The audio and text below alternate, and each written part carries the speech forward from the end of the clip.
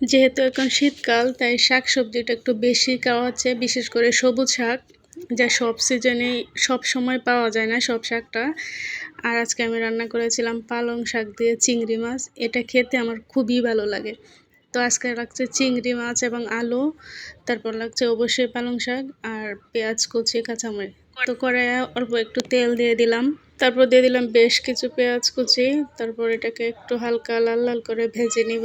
তারপরে এখানে কিছু মশলা দিয়ে দিব, খুবই সামান্য মশলা, অল্প একটু হলুদ গুঁড়া, অল্প একটু ধনিয়ার গুঁড়া আর অল্প একটু মরিচের গুঁড়া, হালকা লবণ দিয়ে একটু পানি দিয়ে এটাকে একটু নেড়ে চেড়ে কষিয়ে নিব। একটু নেড়ে চেড়ে কষিয়ে নিয়েছি যেন লবণটার সাথে মশলাটা খুব ভালোভাবে মিক্স হয়ে যায়। তো এখানে আমি কেটে রাখা কাঁচামরিচগুলো অ্যাড করে দিয়েছি।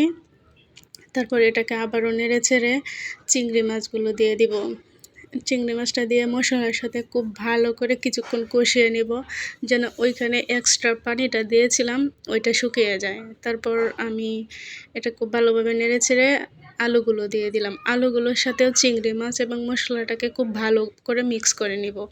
তো নেড়ে চেড়ে মিক্স করে নেওয়ার পর অল্প একটু পানি দিয়ে 2 মিনিটের জন্য ঢাকা দিয়েছিলাম। 2 মিনিট পরে আলুটা প্রায় 80% সিদ্ধ হয়ে গেছে।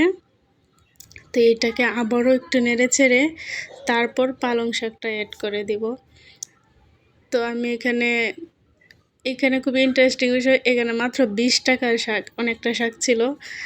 তো এটাকে আমি 2 মিনিট ঢাকা দেওয়ার পরে অনেকটাই পানি উঠেছে, আমি ভাবতেও পারিনি যে এতটা পানি ছাড়বে। তো এটাকে খুব ভালোভাবে মিক্স করে নিয়েছি।